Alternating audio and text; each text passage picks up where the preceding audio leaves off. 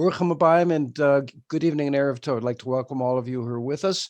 I see a number of faces and blank screens whose names I don't recognize. For those of you I haven't had the pleasure of meeting yet, my name is Rabbi Zev Mason. I'm the Rabbi of New Zachary B'nai Zion. The shul is open, and we're open here on Zoom as well with an extensive array of classes and programs, including the program this evening. I'd like to welcome all of you. Not sure if anyone's visiting us from out of town, but regardless, I'd like to welcome all of you and encourage you to consider attending some of our other programs and classes as well.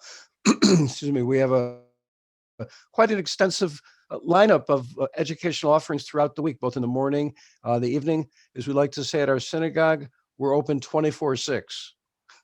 So for more information, about our classes, there's at least one person I know who's watching who likes the classes. Rachel, wave hello to everyone. Okay, so that's Rachel. So if you want any information about the classes, you can speak to one of the presidents of our fan club over here, Rachel, or you can get some information from me, and I'll be very happy to share with you information about our program. I'd like to introduce our speaker this evening so we can get right to the talk. Our speaker, Dr. Isaac Amon, is an attorney, counselor, and researcher in legal history. He graduated summa cum laude from Washington University here in St. Louis, where his senior thesis on the Spanish Inquisition was awarded highest honors by the Department of History. Dr. Isaac then graduated from the School of Law in 2015 as the class speaker before earning his JSD in comparative criminal procedure. In his career, Dr. Amon has visited execution sites and torture chambers of the Inquisition, as well as Nazi death camps and ghettos in Eastern Europe. He's also met survivors of 20th century genocides from Rwanda, the former Yugoslavia, and the Holocaust, as well as having met Benjamin Ferencz, the last living Nuremberg prosecutor. Currently, Dr. Amon consults lectures on law and history, and has just had an academic article published in a European Law Review journal. Prior to the onset of the global pandemic last year, Dr. Amon was researching in Portugal, where he's scheduled to present a lecture this coming summer at the European Society for Comparative Legal History's annual meeting. God willing, that'll take place, right, Dr. Amon? God willing, that'll take place. We at New Zachary are also extremely proud that Dr. Amon, together with his family, are members of our congregation and active participants. We've been the beneficiary of a presentation that Dr. Amon gave to us before. And on the topic of his Sephardic journey and the history of Sephardic Jewry, I now would like to introduce, with gratitude and thanks, Dr. Isaac Amon. If everyone could please mute yourself if you haven't already done so, that will be helpful. Thank you very much, Rabbi Smason, for that introduction. Good evening, ladies and gentlemen. I'm sharing the PowerPoint presentation here. As Rabbi Smason indicated, the topic of this evening's presentation, and as the title says, is the Sephardic story from King Solomon to the ends of the earth. Just a few caveats before we officially begin. Some of you surely know, some of you may know, and for those of you that don't know, the presentation was supposed to be a couple weeks ago, and I'd just like to thank Rabbi Smason and Menachem Seuss, the president of New Zachary, for graciously delaying the presentation. Unfortunately, I fell victim to the coronavirus in the last few weeks, and I've been thankfully recovering here at home. I do have some lingering symptoms, but thank God I'm doing better. In addition, 2 points I'd like to make before beginning the talk. What do I mean by the term Sephardic or Sephardim? It seems to have become something of an umbrella term encompassing all Jews of non-Ashkenazic descent or origin. And so it would not only refer to the Jews who originated in Spain or Portugal, the Iberian Peninsula, the biblical Sepharad, as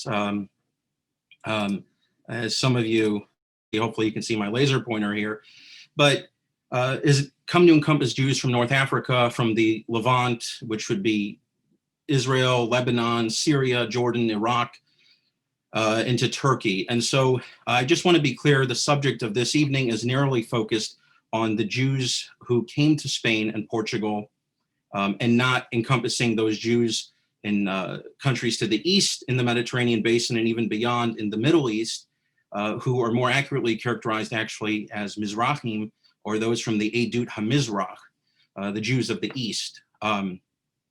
Second, I just want to point out that there's an indelible association, it seems, between thinking of Sephardim, the Sephardic story, and of course that infamous year in the annals of history, 1492. Of course, as the childhood refrain goes, Columbus sailed the ocean blue, and Spanish Jewry was expelled en masse. What I'd like to focus on is the origin story, as it says from King Solomon. From those days when Jewish tradition holds that Jews originated or came to Spain and Portugal, what was Jewish communal life and experience like leading up to the expulsion in 1492? And so rather than start from it, we will end in the late 15th century. And so with that, we can get started. So where does the term Sepharad originate from? Well, the biblical reference is actually in Obadiah, who's one of the 12 minor prophets in Jewish history. And as you can see in the verse, there is one reference that's rather vague, and its location is ambiguous. It says that that exiled force of Israelites shall possess what belongs to the Phoenicians as far as Zarephath, and the Jerusalemite exile community of Sepharad shall possess the towns of the Negev. And so while some scholars have asserted that perhaps the biblical Sepharad, when at the time of the prophet's writings in the ancient world, meant the town of Sardis, located in the ancient kingdom of Lydia, which is near the modern day city of Izmir in Turkey, what is clear is that from very early on, at least 2 millennia ago, in the days of antiquity, Jewish tradition came to identify Sepharad with the Iberian Peninsula, with the countries of Spain and Portugal. As early as the 1st century, the famous sage Yonatan ben Uziel, known as the Targum Yonatan, explicitly came to identify Sepharad as Hispania, which is of course Spain.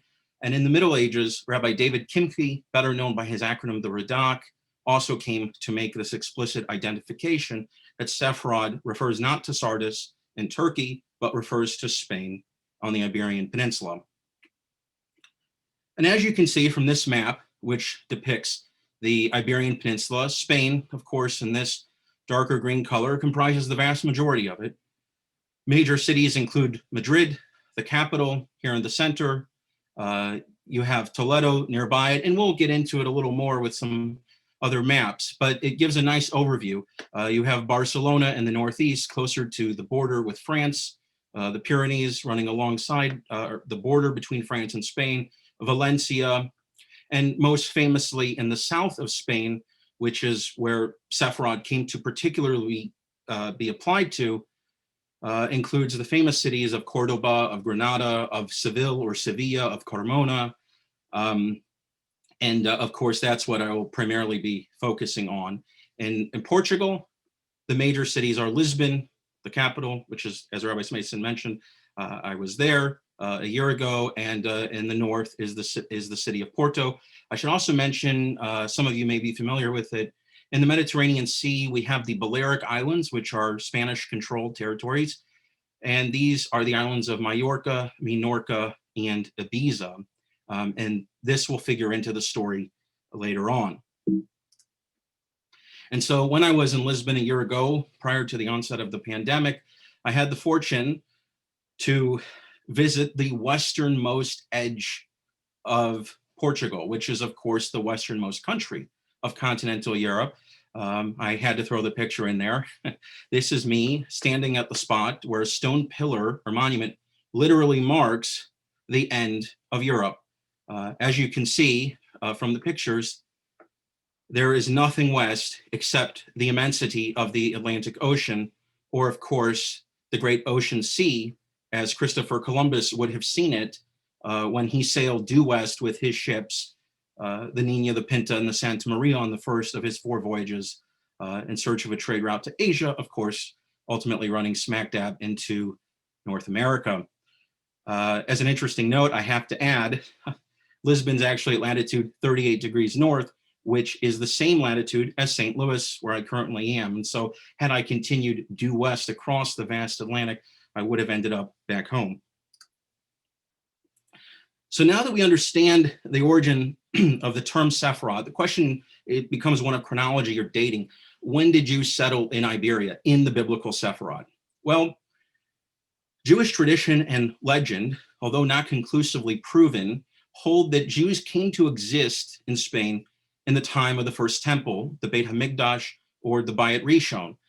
Moses de Leon, a famous Spanish rabbi in the 13th century, most notable for collecting, compiling, and making more widely known the oral teachings and traditions of the famous sage in the early Common Era, Rabbi Shimon Bar Yochai, on the Kabbalah in the form known as the Zohar, and Moses ben Machir, a rabbi and sage whose prayer book actually listed the very first known instance of the prayer that professing Jews say upon awakening every day, the Modeh Ani. They both held that Jews came to exist in the time of the First Temple. And it's actually conceivable to believe this, and in fact, in a way, eminently reasonable, because we know from history, and as well as from the Tanakh, parts of the biblical canon, that there was an extremely close relationship and alliance between King Solomon, who constructed the First Temple, and the Phoenician king of Tyre, Hiram, who was to the north in what is now modern-day Lebanon. As you can see, their reigns roughly overlapped with one another. And First Kings tells us that Hiram sent craftsmen and worksmen who felled the great cedars of the Lebanon, Halvanon v'Hasirion, and subsequently sent artisans and laborers to aid in the construction of the first temple, of the first Beit HaMikdash.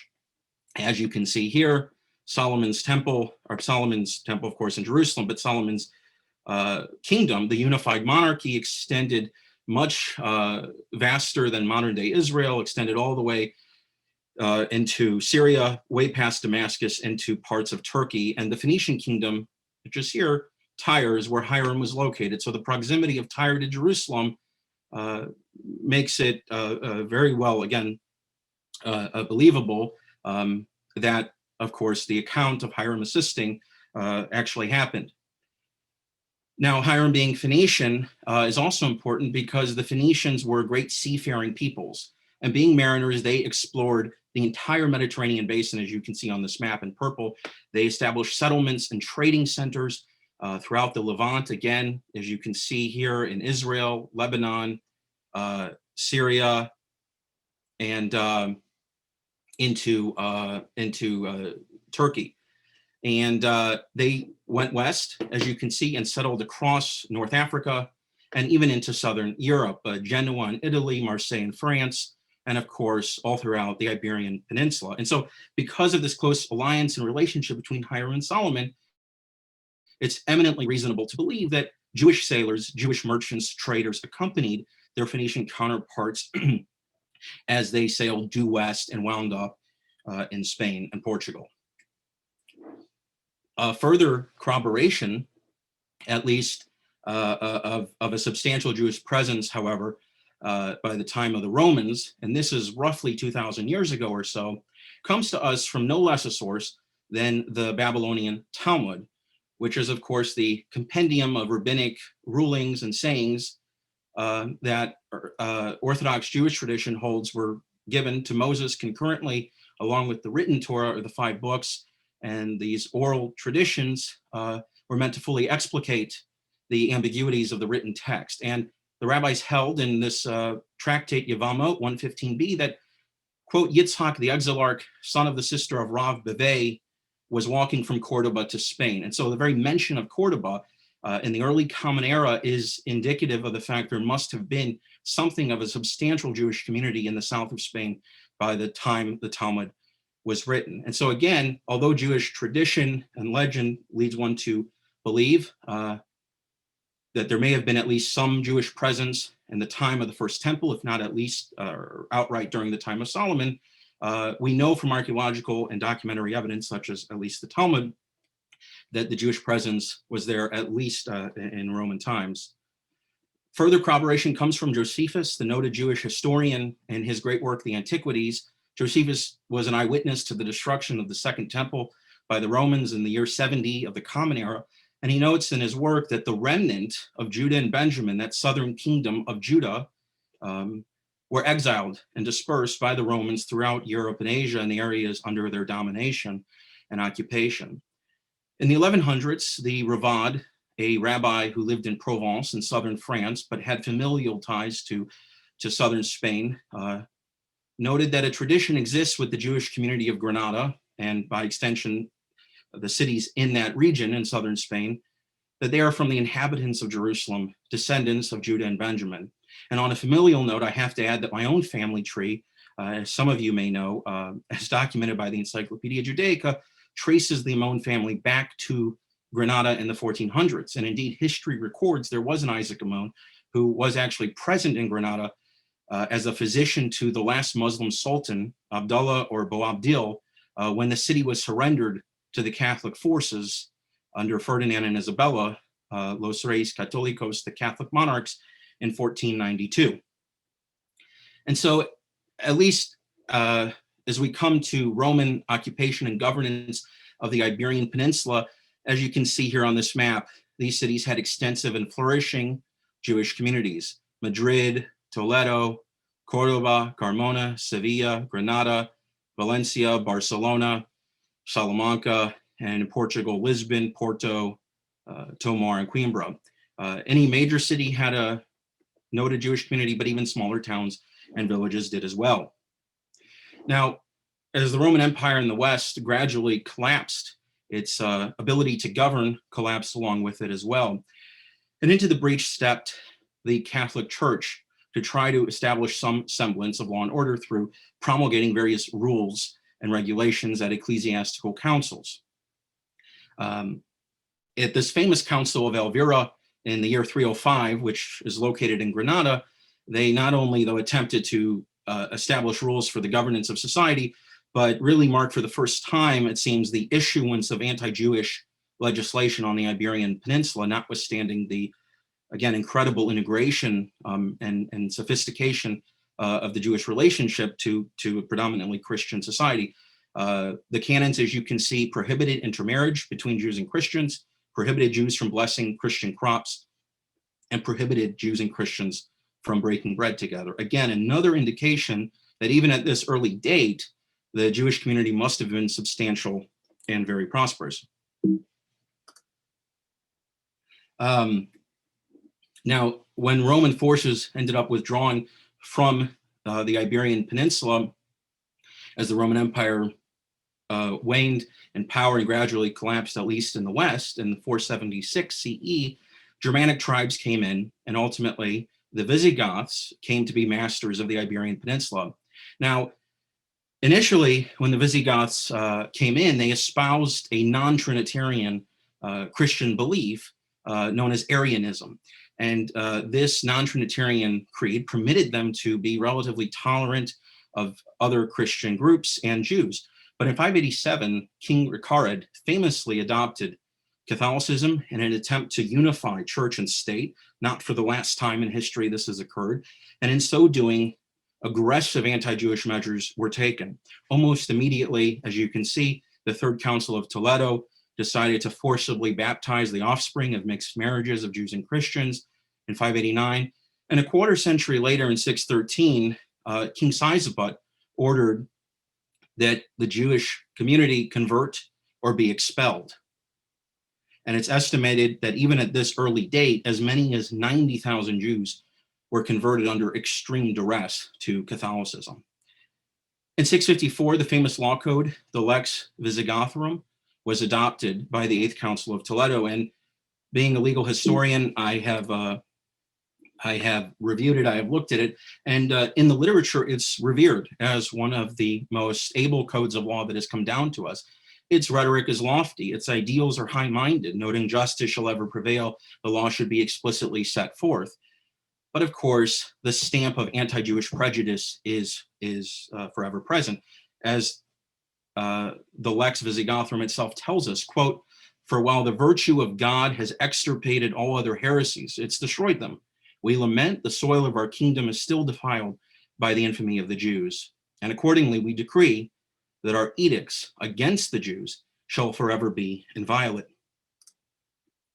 And so, in an attempt to compel Jews to either convert or to leave, again, not for the last time in history, not even on the Iberian Peninsula, a familiar refrain was taken. Jews were prohibited from commemorating their religious holidays. They were forbidden to observe the rituals of circumcision, the Brit Milah, the Kashrut, the dietary laws, and Christians were punished for defending their Jewish neighbors. The most significant clause of the law, however, or of the legal code, which would have far-reaching implications for Jewish, Christian, and Iberian history, is it tells us, quote, Jews, whether baptized or not, are forbidden to testify against Christians. And this strikes one as odd because Christianity has long held the sacrament of baptism, once given, renders the person equally Christian as someone who is born Christian. And so this code really creates what some scholars have called the racialization of religion, where Judaism ceases to be viewed as a faith or a profession of faith and comes to be viewed as something transmitted by blood or by race. The forcible conversions of tens of thousands of Jews created also a new issue, which was it created an entire class or category of persons who, again, were at least nominally Christian, many of them secretly practicing and retaining Jewish rituals. And so these individuals became known as new Christians. In Spanish, Nuevos Cristianos, or I guess in Portuguese, the Novos Cristãos. And so depending on one's view of their religiosity, which I, of course, hope to speak on in the near future, and how this related later on to the establishment of the Inquisition, I just wanted to mention that some of the terms are important. They're virtually interchangeable in some ways, but Marranos is the traditional term that's been applied to these people and to their descendants, but it's come to be viewed as something of a derogatory epithet because it has the connotation of swine or pigs. Anusim is translated as the forced ones or coerced ones, and this is given because the people, the Jews who were forcibly converted, were stripped of their ability to maintain their ancestral traditions and practices, and something was violated in freedom of conscience.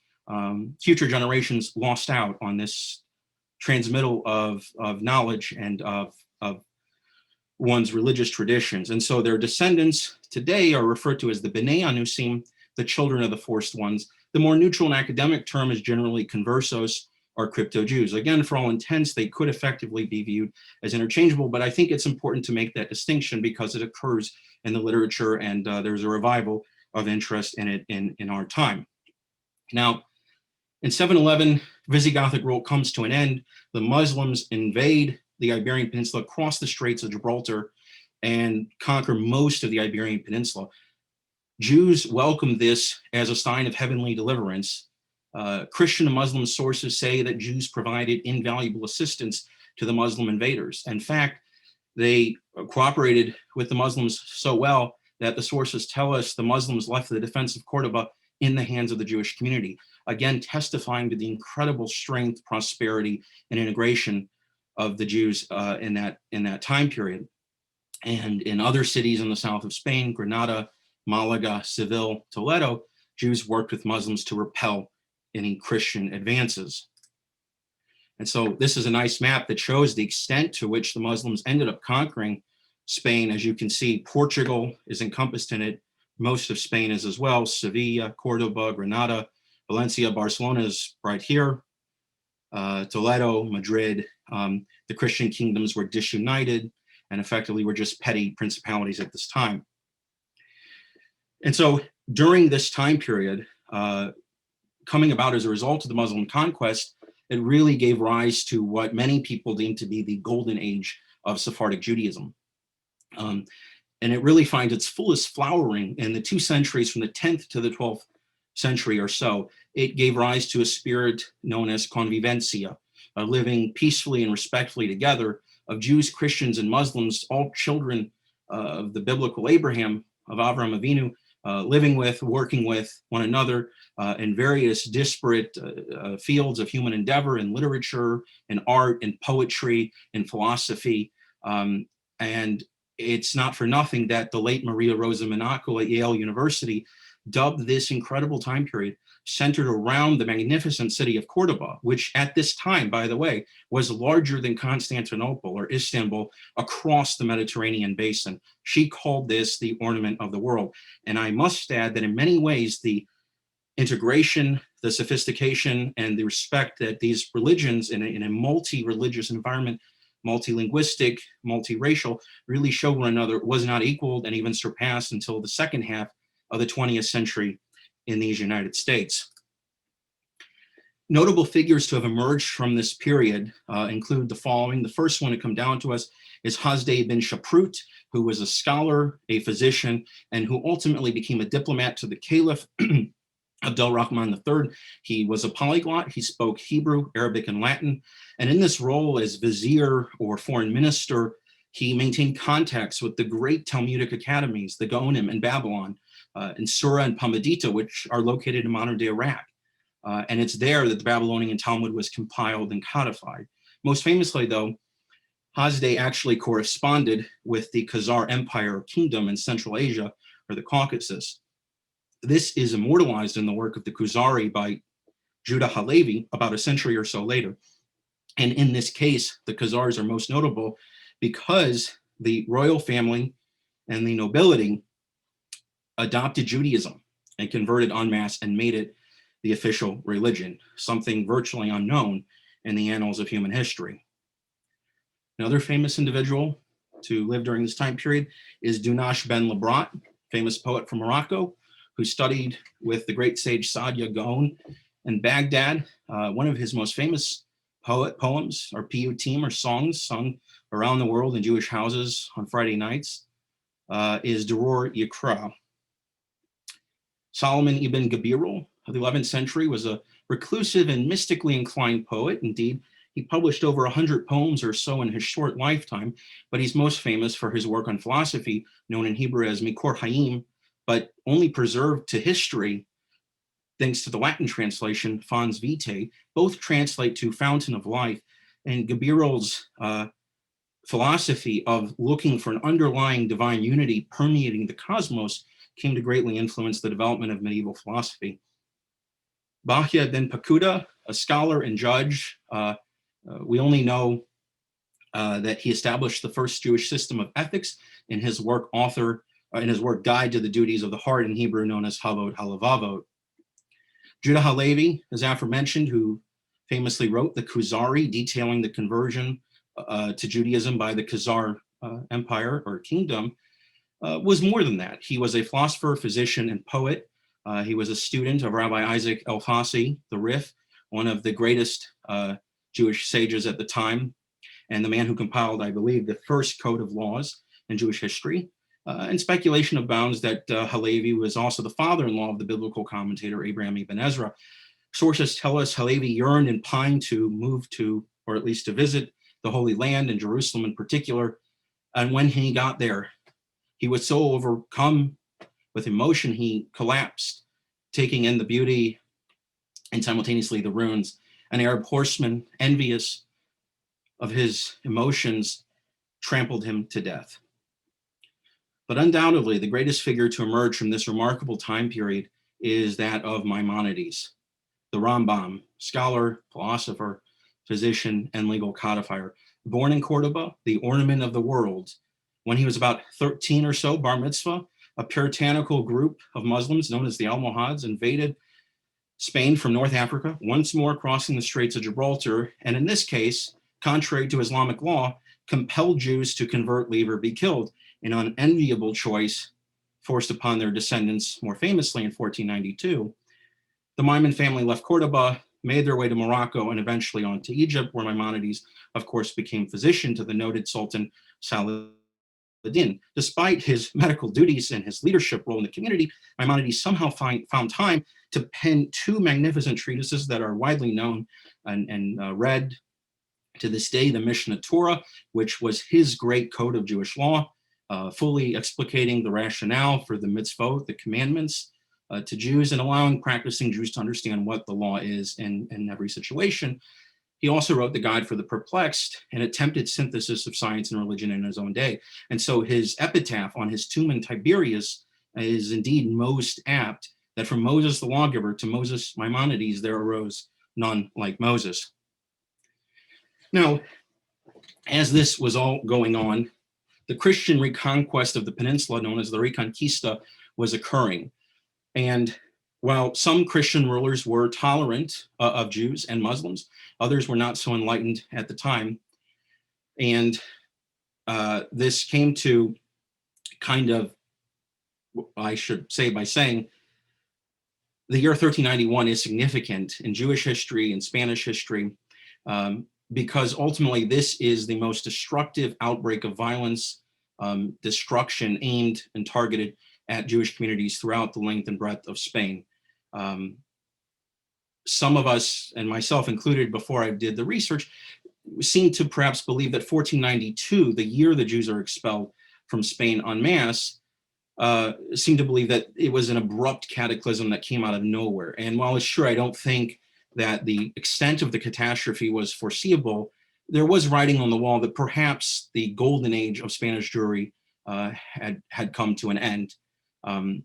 And so in 1391, the year that I think we should all be familiar with, a century before the expulsion, as I said, this year that saw riots and massacres break out against Jews and these crypto-Jews, or these conversos, throughout the peninsula. In Sevilla, about 4,000 Jews were killed and the Jewish quarter was destroyed. Less than 10% of the Jewish community in Valencia escaped death or conversion. And even as notable a person as Solomon Halevi, the chief rabbi of Burgos from the north of Spain, who corresponded with the famous sage Isaac ben Sheshet, the Rivash, Solomon Halevi was compelled to convert, and he himself actually became the archbishop of the same city. Now, in addition, though, to physical assaults and physical destruction, the indelible symbol of Judaism was attacked. There was a conscious attempt to eradicate or extirpate Jewish vestiges on the peninsula. It was effectively an erasure of the past. And so synagogues were destroyed, or more frequently, they were de-Judaized and converted into churches. Two of the most famous examples occurred in the city of Toledo. This is the Santa Maria de la Blanca church today, but when it was constructed in 1180 CE, it was known as the Ibn Shushan synagogue. The Muslim influence is readily apparent in the arches and in the intricate design work. This is a picture taken east. As you can see in the niche, this is where the Ark, the Aron Kodesh, would have been located, where the Torah scrolls would have been taken out to be read from time to time. Nearby in Toledo is the El Transito synagogue, built for private use in the 1350s by Samuel Abulafia, who was the treasurer to the king. This ultimately was transformed into a church after 1492. But interestingly, in this case, Spain made it into a national monument in the late 19th century, and ultimately into a Sephardic museum in the 1960s. And if you visit it, you can see over here still Hebrew writing that's very extant on the walls, magnificent design work, and some Torah scrolls, I believe, are housed there and taken out on very special occasions. But again, this is just a glimmer of the glory that once was the Jewish community in Toledo. And so ultimately, throughout 1391, about 20,000 Jews, it's estimated, were killed, composing every strata of society in scores of towns and cities throughout the peninsula. Again, most significantly, though, tens of thousands are forcibly converted to Catholicism, exacerbating the question of the religiosity of these people, of these new Christians, Anusim, Marranos, or crypto-Jews. And so I think one could argue that really after 1391, as we enter the 1400s, Spanish Jewry did really become a shell of its former self. Just to place it in context, this shows the expulsion of Spain in 1492 in context to the other great expulsions of Jewish communities throughout Europe. I bring this up to show that by 1391, Jews in Spain and Portugal certainly knew that their co-religionists in England had been expelled in 1290. In France, they were expelled 3 times, including just a few years later in 1394, and Jews were expelled from various cities throughout the Holy Roman Empire throughout the 1200s, 1300s, 1400s. And so, as I said, the writing in some sense was on the wall that perhaps some end was coming to the prosperous situation to at least a remnant of the golden age that Spanish Jewry had known. And so as we go into the 1400s, Jews were compelled to engage in disputations with Christians, and physical assaults grew more frequent and rapid. In 1435, the Jews of Majorca, one of the Balearic Islands, as shown off the coast of Spain in the Mediterranean, were forcibly converted en masse, though it bears mention. In 2011, Rabbi Nisim Karlitz of Bnei Brak, a nephew of the famous sage of the Hazon Ish, recognized their descendants, the Huetas, as being Jewish. In 1449, conversos were directly targeted in Toledo by legislation.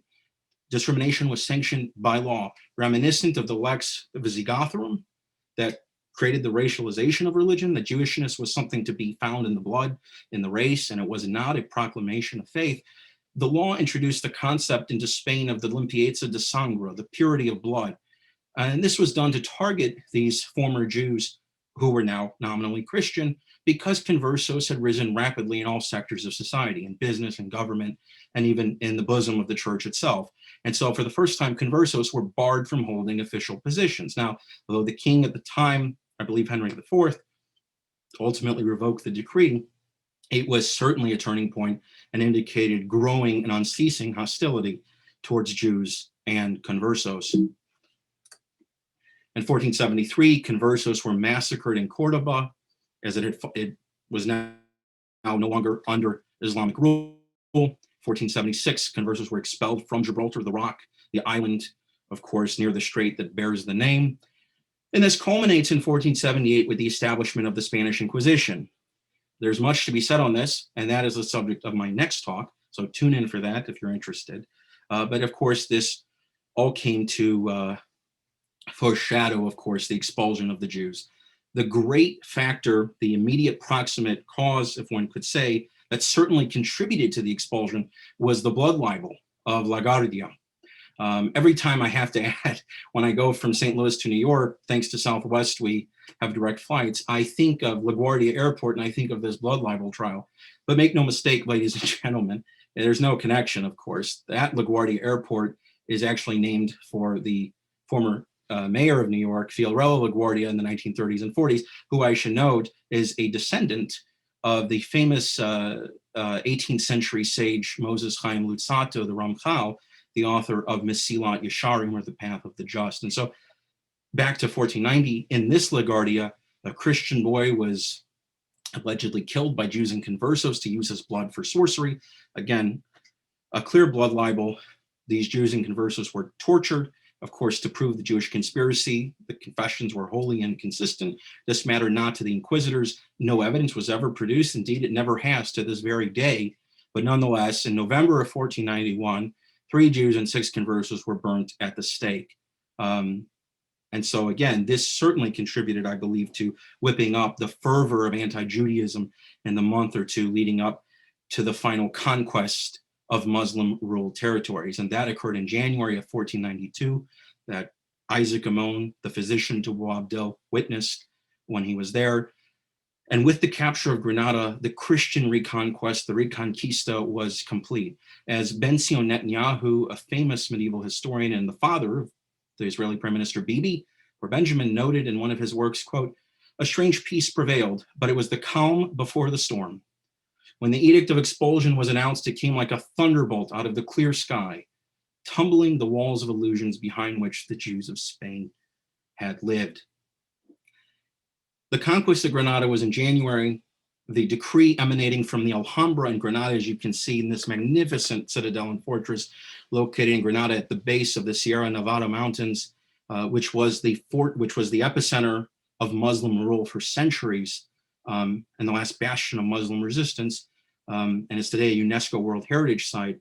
This is where the monarchs Ferdinand and Isabella promulgated the infamous decree, which is, of course, a copy is here, as you can see, with the signatures of Ferdinand and Isabella embossed with the royal seal. The Jewish community was given only 4 months to leave, and they were forbidden to take with them gold or precious metals. They were compelled to sell their homes and landed property for almost nothing because values rapidly depreciated when it became known. As news of the decree from the Alhambra trickled out across Spain, As an eyewitness and contemporary Elijah Kipsali noted, quote, when the Jews heard this, a great and anguished cry arose among them. The Jews went to the king's palace to cry for deliverance, but there was none to hear their plea. Into the breach, in a desperate attempt to avert the impending calamity, stepped Don Isaac Abravanel, famous later for his biblical commentary, but he was a Portuguese statesman, he was a diplomat, and also Jewish tradition holds he was a direct descendant of King David and Solomon. And Abravanel at this time was also serving at the court of Ferdinand and Isabella as a treasurer. Abravanel led a contingent of prominent Jews to the court, Isaac Amon perhaps among them, and he beseeched the monarchs to rescind the decree, reminding them of the enormous contributions the Jews had made to society throughout the centuries.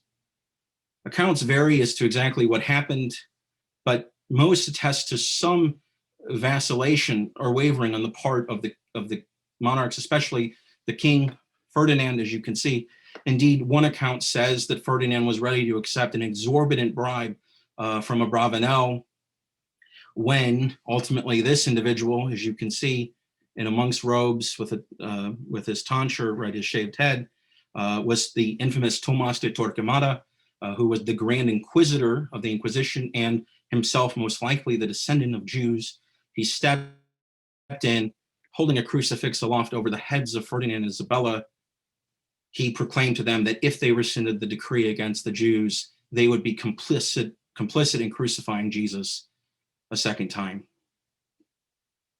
Regardless if the story is true, the point is that the decree was sealed and the Jews departed. Now, how many Jews left? This is a matter of great debate. On the large end, we have contemporaries to the expulsion.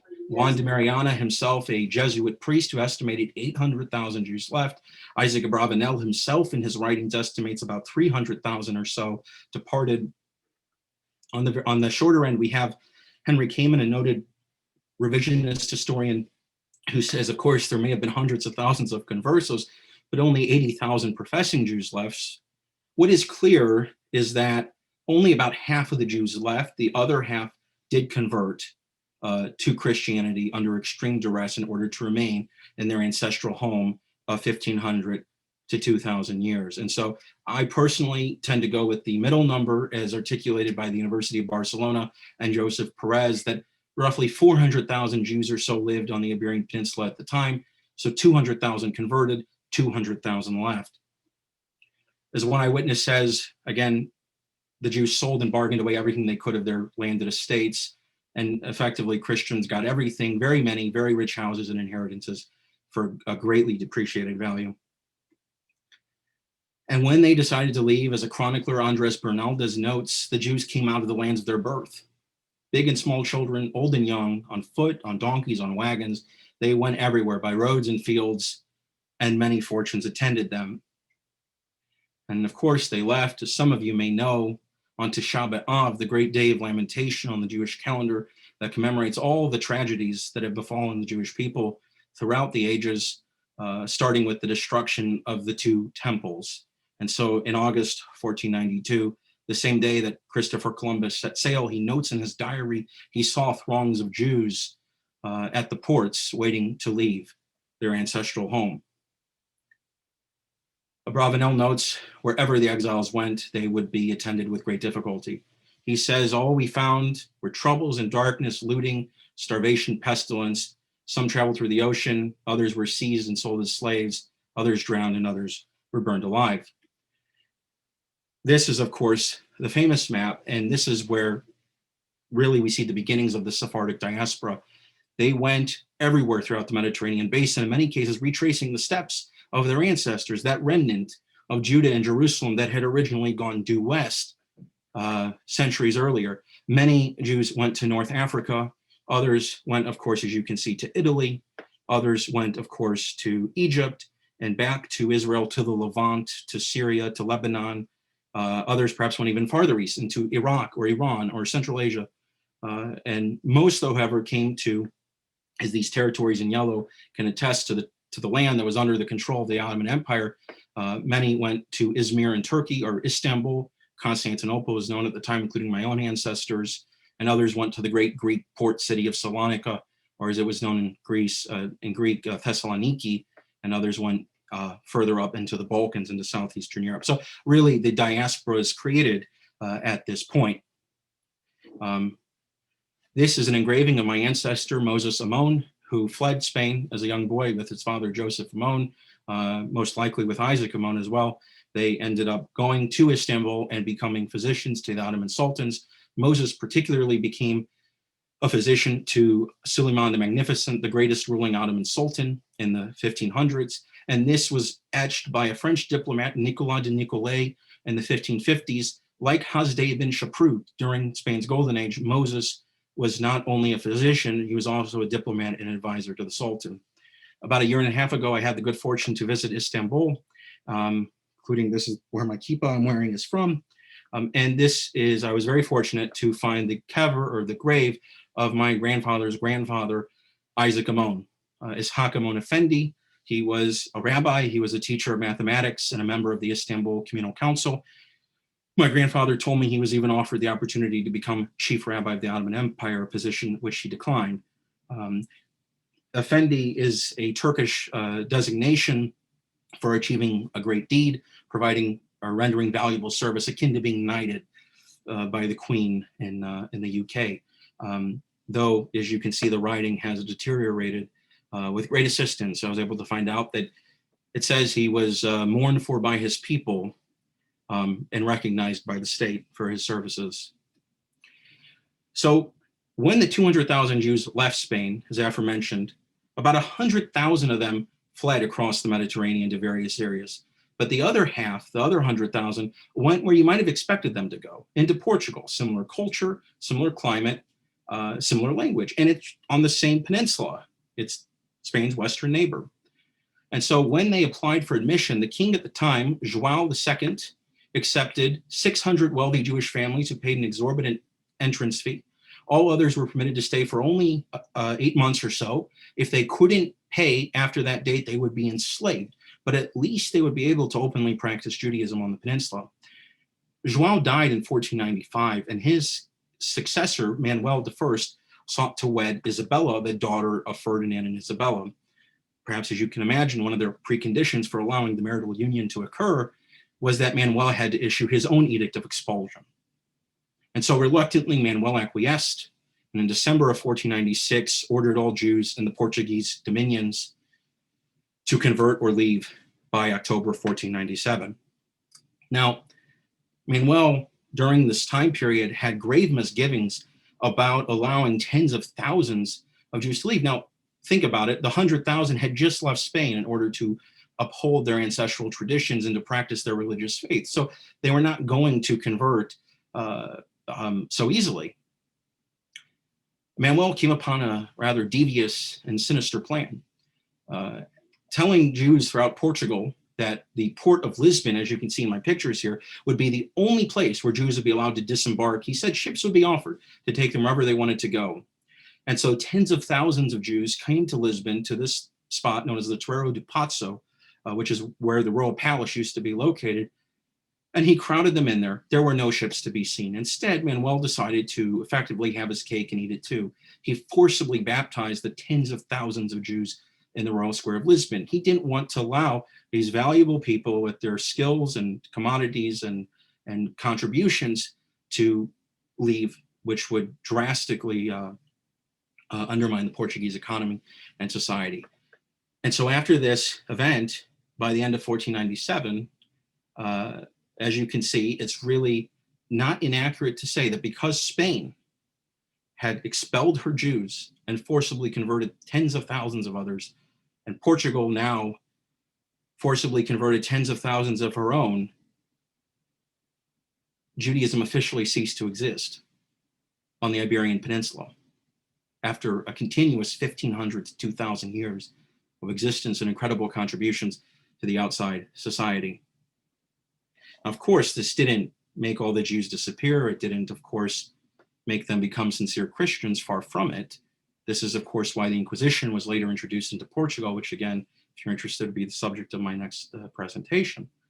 But this is the significant point to make, that again, by the end of the 15th century, Judaism officially no longer exists on the Iberian Peninsula.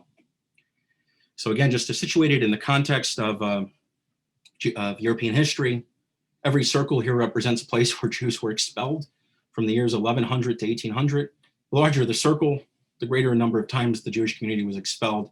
And these very faint triangles represent places where the Jewish communities were never expelled. But just to show that I think the surprise of the expulsion of Spain is really not that it occurred, because this was following a long trend of these occurrences in European history. It's the fact it was the last major country to do so, that the Jews were allowed to exist openly and profess their ancestral faith for as long as they did. So what were the long-term effects of the expulsion? It ensured a greater cohesive nature, I think, of Sephardim around the world, throughout the diaspora. It permitted them, and in fact compelled them, to retain the language known as Judeo-Spanish, more frequently known as Ladino, which of course, in some ways is actually a purer form of medieval Castilian or Spanish than modern day Spanish. Of course, attendant with various contributions from other languages where the Sephardim went, but Jews retained the medieval Spanish, retained the culture, names, and most of all, the memory of Sepharad, this golden age. And most significantly, the dispersion spread Sephardic Jews and conversos around the globe, literally to the ends of the earth. Today, 15 million Jews worldwide or so, it's estimated that about 2.3 million or 15% are of Sephardic heritage. The largest communities, which literally span the globe, are in Israel, France, United States, Argentina, Spain, Brazil, Italy, Turkey, Canada, UK, Morocco, and Australia. And so I think I'd be remiss if I didn't at least mention some famous Sephardic Jews in our own time, or at least in the modern era. We have Sir Moses Montefiore, the famous British philanthropist and Zionist in the 19th century, who valiantly defended his co-religionists, the Jewish communities, from blood libels in the Tsarist Empire and the Ottoman Empire in Italy, and who helped to fund several settlements and yeshivot throughout the Holy Land. We have Benjamin Cardozo, who was a justice on the US Supreme Court in the 1930s. We have Ernst Boris Chain, who, along with Howard Florey, and most famously Alexander Fleming, won the 1945 Nobel Prize in Medicine for discovering penicillin, the first modern antibiotic. Chain's actually a direct descendant of Shealtiel Hen, a famous 12th century rabbi who claimed descent from King David. And we have Albert Bourla, who some of you may know is the current CEO of Pfizer.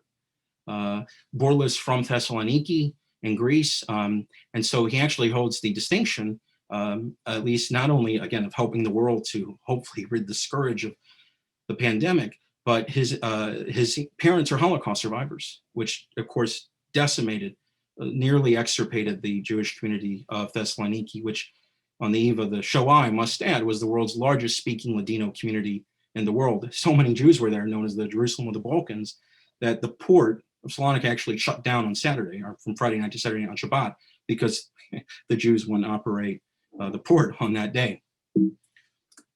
We have Benjamin Disraeli, the former British Prime Minister in the 1870s, who, when famously accosted in the House of Commons for being of Jewish origin, retorted to the member who insulted him, "When the ancestors of the right honorable gentleman were savages on an unknown island, mine were priests serving in the Temple of Solomon."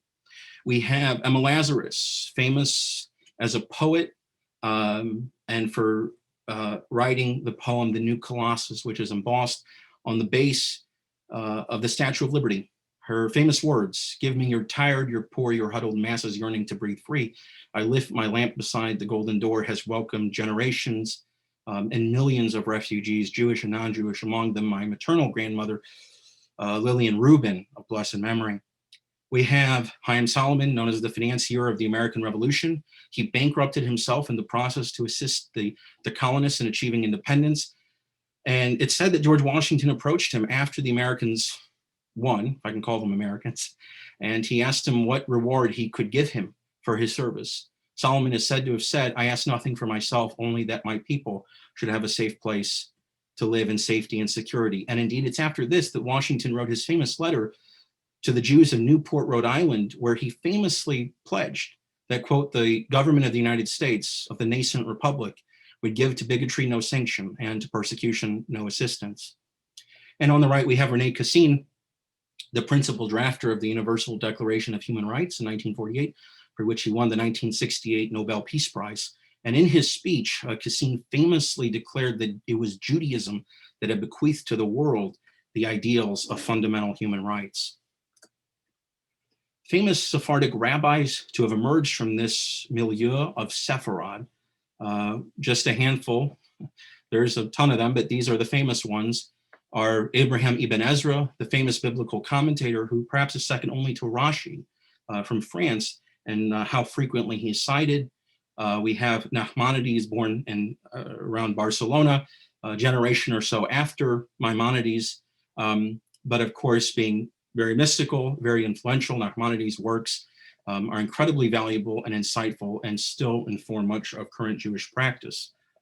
We have Rabbi Isaac Alfasi, the Rif, who established the yeshiva in Lucena in southern Spain.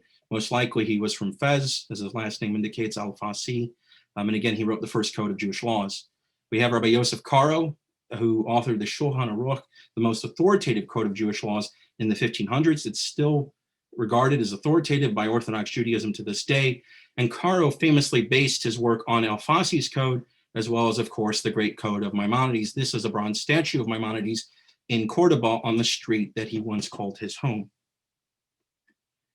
And so to wrap up, at least begin the process, ladies and gentlemen, closer to our time, what happened in the intervening centuries? Well, in 1904, Congregation Sha'arei Tikva was founded in Lisbon, the very first synagogue on the peninsula since the days of the expulsion and the mass conversions. In 1924, the Spanish dictator Miguel Primo de Rivera granted a rudimentary form of citizenship to Sephardim, at least recognizing the Sephardic context to Spain, and thousands of them actually took advantage of it during the Shoah to seek refuge in Spain. The Edict of Expulsion was interestingly and surprisingly only revoked in 1968 in living memory. In 2015, as some of you may know, Spain and Portugal both promulgated legislation offering citizenship to descendants of the Sephardic Jews as a type of compensation or reparation for the persecution and expulsion. In my travel there last year, I visited some of the sites. This is just a picture of me in the old Jewish quarter, which once stood there, known as the Rua de Judiaria, the Jewish quarter street. This is effectively all that remains of the old Jewish presence there. Of course, I also had the pleasure to spend several Shabbats at Sha'arei Tikva in Lisbon, of course, at the entrance in the courtyard. And it's a very nice place, very welcoming and hospitable place. I made several friends there. And this is the inside of the magnificent sanctuary in Lisbon. Just a few more slides, ladies and gentlemen. In 2008, an American Journal of Human Genetics did an interesting research study where they analyzed the Y chromosomes, right, communicated or given over from father to son, which is virtually unchanged through the millennia. And they analyzed it of 1,100 men in Portugal, Spain, and those Balearic Islands. They found to their astonishment that almost 11% of them have North African or Islamic origin, and even more shockingly, 20% of Iberian men are of Sephardic Jewish origin. Again, a testimony to the extensive integration of the Jewish community in Spain over the long history. And so today, there are about 45,000 Jews in Spain, about 3,000 in Portugal, but the numbers are growing. Since Spain and Portugal offered citizenship, over 130,000 applications from around the globe have been made. And so this effectively just evokes to me the fervent prayer that practicing Jews say 3 times a day in the Amida, to ask God to ingather the exiles. It's a call to remember and to bear witness for posterity. The prophecy in Zechariah tells us that the salvation will not come, lo b'chayil v'lo b'koach, not by might nor by power, ki im baruchi, but by my spirit, Amar Hashem Tzavot, says God, the Lord of hosts. And so again, to me, it's an indelible evocation of the ingathering of the exiles. Perhaps it's a hint of the Messianic age. And so it's important to bear witness and to remember, and I think it was most memorably said by the late Rabbi Jonathan Sachs, the former chief rabbi of the United Kingdom, a man I once had the pleasure to meet and to hear speak in person, who tragically passed just a few months ago.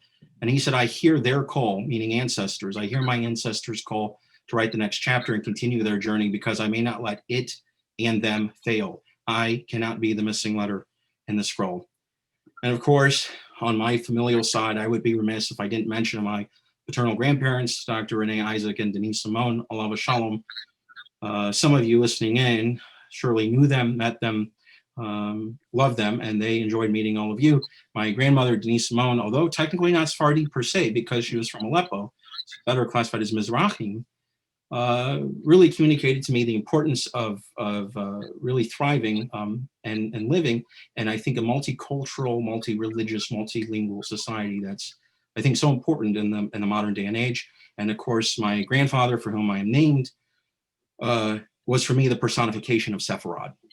He spoke 7 languages, Ladino, of course, among them, and always communicated to me the importance of bearing witness, of remembering, and of passing on these memories and these traditions to future generations. And I was most grateful that just a couple weeks ago, an article I wrote on my family history was published by the National Library of Israel and later in the Jerusalem Post, communicating the story to a wider audience. And so in conclusion, ladies and gentlemen, I believe that the Sephardic story from King Solomon to the ends of the earth is truly one that transcends space and time. From King Solomon to the expulsion, to beyond, and from the remnant of Judah and Jerusalem that made it to the Iberian Peninsula, and from there literally to the ends of the earth, from Brazil to Australia, from Mexico to Israel, from the United States to Turkey, and back to Spain and Portugal. The Sephardic experience, it lives on, it will endure, because history, memory, and legacy live on in us. And as long as we continue to tell these stories, of course, it shall forever be indelible until the end of days. And with that, I'm finished. Thank you very much for your attention, and for listening in. And I, if there's time, I would appreciate any questions, discussion, or comments. Thank you again. Thank you. It was wonderful. Thank you. Very interesting. It was really good. Does anyone have any questions they would like to Great. direct It was great. to Dr. Amon? I have one question. Yeah. Isaac, wasn't the common denominator of why the Jews were persecuted in the first place? It's going on for so long. Well, this is one of the great, someone unmute, yes. So I'm sorry, Larry, is it right? You said you're the one who asked the question? Yeah, it's a good question. I'm not sure there's one answer as to why the Jews have consistently been persecuted, expelled throughout history. I think in some ways, actually, perhaps Rabbi Jonathan Sachs, I think, expressed it best that, anti-Semitism, anti-Judaism, discrimination, persecution begin with the Jews, but it never ends with them. The Jews are somehow viewed as the vanguard, I think, so when the Jews are attacked, or the Jews are, I think that, again, it heralds an attack on those who are perhaps looked at differently, viewed as outsiders. I mean, Jews are traditionally easy to distinguish because of garb, because of language, because of names. And so in the medieval era, I should add, the Jews really, as in England, in France, and the Holy Roman Empire, these states, right, we're in the process of forming nation states. There's one law, there's one central government. And so it stands to reason there would be one state. And Jews are a conspicuous presence in their midst. They don't adhere to that faith. And so in some way they delay the unification of the state. That's a personal view, but some historians have said that as well. And so I just think that Jews kind of, for whatever reason, they've suffered it. They've suffered the brunt, though, of these attacks. But again, I think it's always indicative of a future attack or future legislation that will target others who are deemed, different. And just to add real quick, again, if you want to tune in for my talk on the Inquisition next time, it starts with the Jews. But of course, it doesn't end with them, even though once the Jews are gone, as I said, by the end of the 15th century, the Inquisition is introduced into Portugal in 1536. There are no more professing Jews. And the Inquisition goes on to extend to look for free thinkers, for witches at times, perhaps, and for those who think differently, for Protestants. anyone who writes something that contradicts the established narrative. So the Jews are the canary in the coal mine, to put it. But it's a very good question, and I think one that has been with us forever. Thank you. Isaac, Yes. you seem to distinguish between Sephardi and Mizrahi. Can you expound on that? Well, it's a good question. I mean, at least my understanding is that, you know, the term Sephardim indicates the Jews who came from Sepharad. And so it's a narrow designation for those who came from Spain and Portugal and their descendants. Now, of course, when they left, they went east, they settled in North Africa. They came across, I think, Jewish communities already existing in all these numerous locations. And so there was intermarriage, intermingling between them. And so, of course, I guess then we get into a question of identity and are they Sephardi or not? But my point was the already existing Jewish communities, I think, are more properly characterized as being from the East, Mizrahim. They're not Sephardim per se because they had no pre-existing connection to Spain and Portugal. You should go on mute. I'm just letting you know. Okay, I've got another question for you. I don't know, maybe it's just a remark. What's interesting is, so you've got these tens of maybe hundreds of thousands of Jews who are being forcibly converted. Yes. Okay, so in other words, and as you pointed out, the genetics continues somehow, manages to get maintained. Now, it's very interesting to note that these countries which expelled the Jews and converted the Jews and the Jews remained there, they don't necessarily are seen as countries that have sort of excelled in many things after the Jews left. But the Jews didn't leave, they were integrated. So a very interesting question arises, how much of what is what we call the Jewish seichel or the Jewish wisdom is the result of genetics, as how much is the result of community and congregation and living as a unit. It's really interesting to see throughout history everywhere. Yeah, I would agree with you, Menachem, on that remark. Indeed, I would add that perhaps those societies would have been better off. I think, well, in Spain and Portugal at least, when they were forcibly converted, in a sense that. But the conversos, to my mind, were never really, as what I would talk about on the next presentation, were not really permitted to integrate, so to speak. They were targeted by the Inquisition and by the state, and so perhaps they never achieved. The contributions they would have had they been allowed to integrate. But it's a great point, and I do think that the contributions are certainly made when there were vibrant and prosperous Jewish communities existing, not just Jews living, I guess, and practicing the rituals in secret. I'd like to make a comment. 5 years ago, we were in Madrid and we were in the kosher restaurant.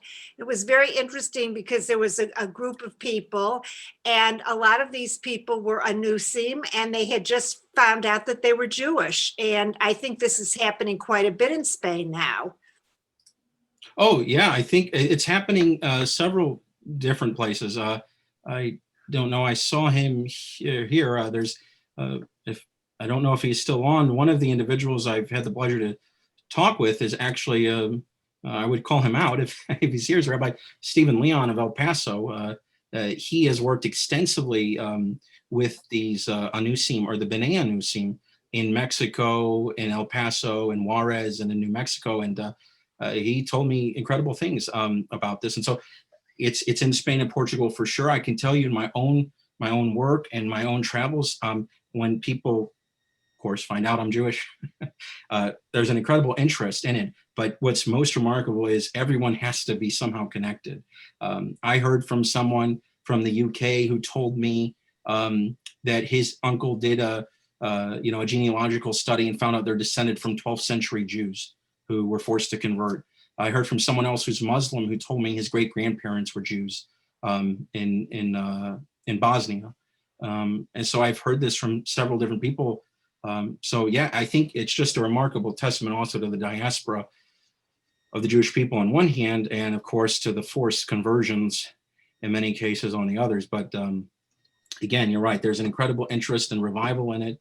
And in a way, I think that's a good thing because it causes us to look again at the history, as Elie Wiesel said in his, Nobel Prize acceptance speech, that, the call of memory, the call to memory has been with us since the dawn of history. And so it's so imperative that way. I think we keep these discussions alive because the memory will live on as long as we talk about it. And perhaps, who knows, you even help some of these people. They want to reclaim their Jewishness and come back to the fold. So, Dr. Amon? Yes. Dr. Amon, Earl Solomon. Hi. Thank you for your amazing presentation. I'm going to ask a question that perhaps is a little lighter in impact, but Okay. let's go back to Columbus. And I see several of my fellow docents from the St. Louis Holocaust Museum here tonight. We, during our presentation, talk about Columbus leaving, provisioning his ships, and then writing in his diary something like, I observed a multitude of Jews seeking passage at that time. So that underscores what you said. So my question is the age-old speculation.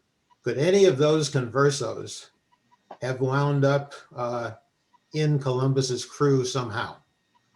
Oh, for sure. I would completely agree with that. We know, as you said, that Columbus, he mentions the Jews. There's speculation Columbus himself was of Jewish origin. His diary famously, I believe in some of it, it supposedly has on certain pages that practicing Jews would have to bet hay at the top right hand, right Bezrat Hashem, with the help of God. That, by the way, he never put in his correspondence with Ferdinand and Isabella, of course, the king and queen. We do know that I think some conversos did accompany him, including the translator, if I remember correctly, Luis de Torres, because he believed that when they went to Asia, they might need to speak Hebrew. They might encounter the 10 lost tribes of the northern kingdom of Israel that had been dispersed following the Syrian conquest of the northern kingdom of Israel in 722 BC. So it's a great question, and it is known that the conversos were a part. The question is, right, really, was Columbus himself Jewish? And that is a fascinating question. But I'm glad you brought that up because, again, in my next talk, that's what I'd like to focus on is the story of the conversos and when they left Spain and Portugal and went eventually to, of course, the New World, to North and South America. Thank you. Are there any additional questions for Dr. Amon? Yeah, Isaac, hi, Roger Wallach here. Hi. Yeah, you didn't specifically mention the Jews of Amsterdam, but when did that branch primarily go from? Was that from Spain?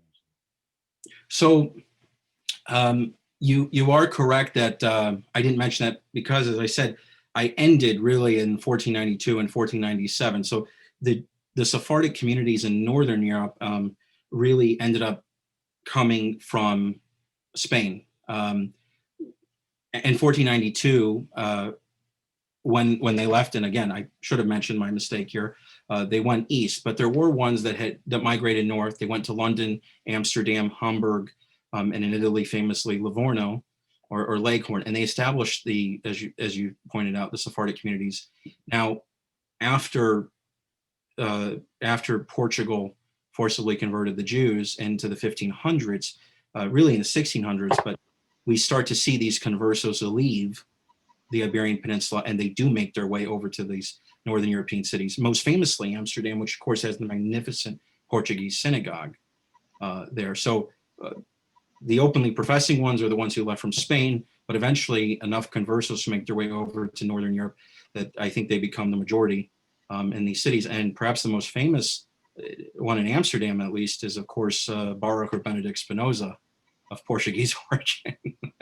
So, but it's a great question. Yeah, and again, I perhaps in the next talk I could focus, as I said, more on the story of the conversos and where they ended up after there's no more professing Jews on the Iberian Peninsula.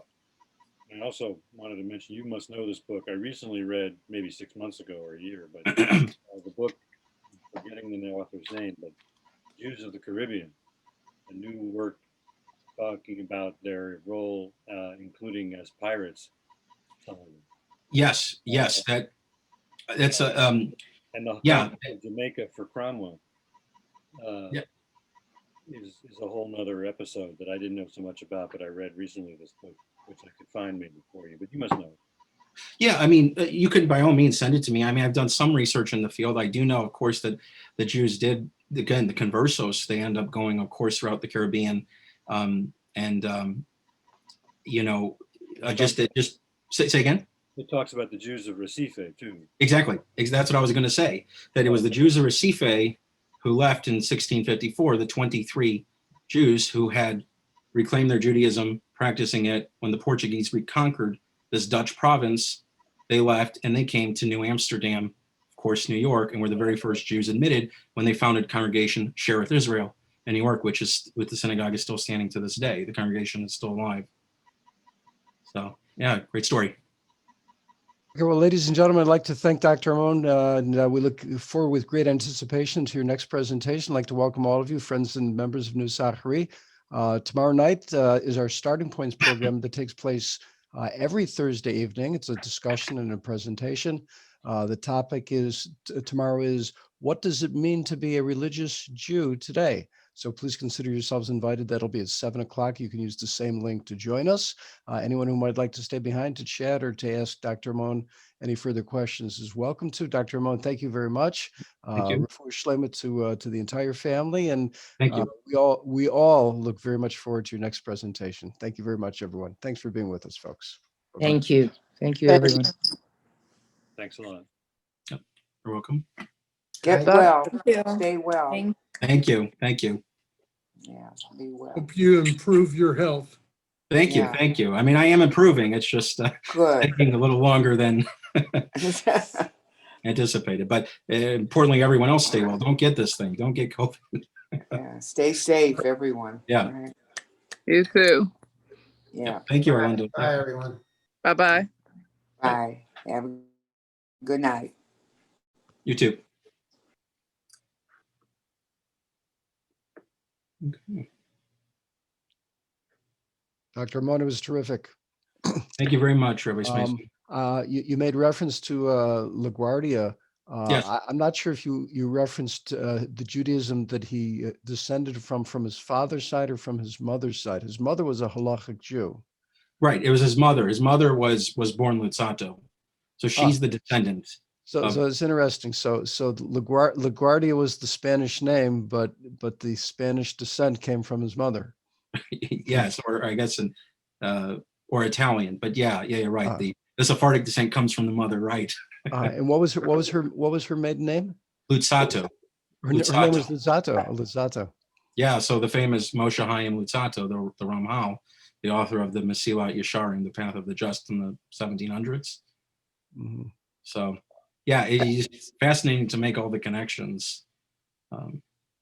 So yeah, but again, I guarantee you'll never think the same when you go to LaGuardia Airport again.